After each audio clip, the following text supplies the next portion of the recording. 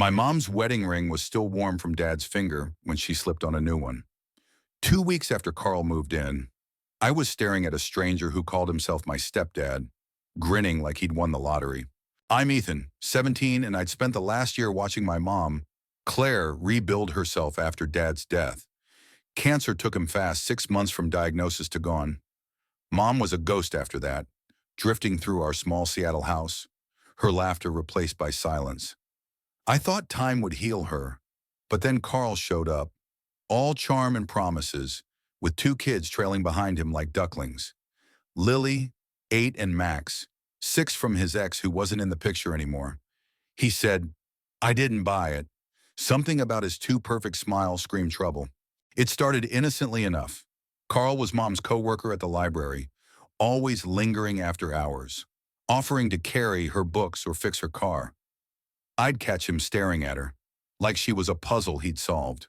By month 3 of their friendship, he was at our dinner table, cracking jokes, winning Mom over. I'll admit, seeing her smile again felt good until he moved in. 2 suitcases, 2 kids, and a grin that said he wasn't leaving. 2 weeks later, they were married at the courthouse. No warning, no discussion, just a text from Mom. We're a family now. I wanted to puke. A family I was still picking up the pieces of our old one. And then came the bombshell: Mom was adopting Lily and Max. Legal papers were already signed. No questions asked. Carl's ex had vanished, he claimed, and Mom jumped at the chance to complete our family. I wasn't consulted. My home wasn't mine anymore. The first night after the adoption, I lay awake, hearing Carl's low voice through the walls, laughing with Mom. Lily and Max were in my old playroom, their toys scattered over my childhood. I felt like a guest in my own life. I tried talking to Mom, but she'd brush me off. Ethan, you're almost an adult. Be supportive. Supportive I was drowning.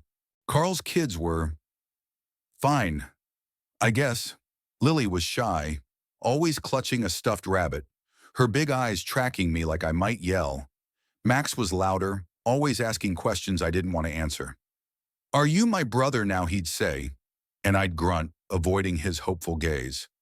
I didn't hate them, but they weren't my family.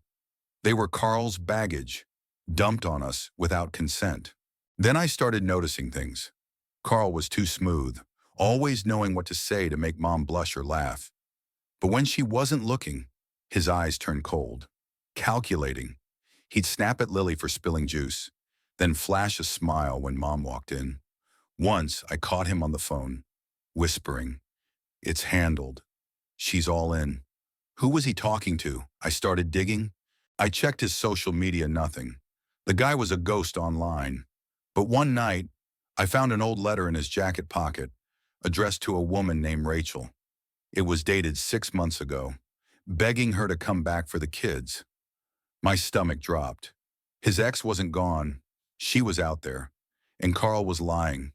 I confronted him, keeping my voice low so Mom wouldn't hear. Stay out of it. Ethan, he hissed, his charm gone. You don't know what you're messing with. That was it. I wasn't just angry, I was scared. Who was this guy? And why was Mom so blind? I needed answers. I tracked down Rachel through a mutual friend of Carl's I found online. She lived an hour away, in Tacoma. When I met her, she was a wreck, tired eyes, shaky hands. She told me Carl had walked out on her, taking Lily and Max, claiming she was unfit.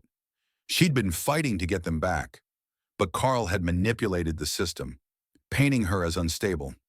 Mom's adoption was the final nail, making it nearly impossible for Rachel to reclaim her kids. I felt sick. Mom thought she was saving those kids, but she was part of Carl's game. I showed Rachel the letter, and her face crumpled. He wrote that to cover himself. She said, he knew I'd never give up. She had proof texts, emails, even a restraining order Carl had dodged. I promised to help her, but I didn't know how. Back home, things got worse. Carl started pushing me out, signing me up for after-school programs I didn't want, telling Mom I needed structure. I overheard him telling her I was troubled, planting seeds to isolate me. Mom started siding with him, her eyes guilty but distant. Ethan, you're overreacting, she'd say when I tried to warn her. I was losing her. One night, I snapped. At dinner, Carl was going on about our family, and I slammed my fork down.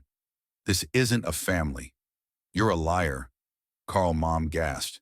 But I kept going, spilling everything Rachel, the letter, the lies. Carl's face went white, then red. He stood, towering over me. You're out of line, mon kid. Mom just stared, torn. I showed her the evidence, the texts Rachel had given me. She read them in silence, her hands shaking. When she looked at Carl, her voice was ice. Is this true? He stammered, but his charm was gone. She kicked him out that night, telling him to take his things and go. Lily and Max cried, confused, as he packed. I felt a pang for them. They didn't ask for this. Mom and I talked until dawn. She was devastated, admitting she'd been desperate to fill the void Dad left. She thought Carl was her second chance. We contacted Rachel, and Mom worked with her to undo the adoption, a painful process. Rachel got her kids back, and I saw Lily smile for the first time, clutching her rabbit as she hugged her mom. Max still asked if I was his brother. I didn't know how to answer. Things aren't perfect. Mom and I are rebuilding, one honest conversation at a time. She's learning to trust herself again, and I'm learning to forgive her. Carl's gone, but the scars he left linger. I wonder if I did the right thing, exposing him. Was it justice, or did I just break my family apart again? What would you do if you found out someone you loved was being deceived? Would you risk everything to uncover the truth, or let it go for the sake of peace? Share your thoughts. Where do you draw the line between loyalty and justice?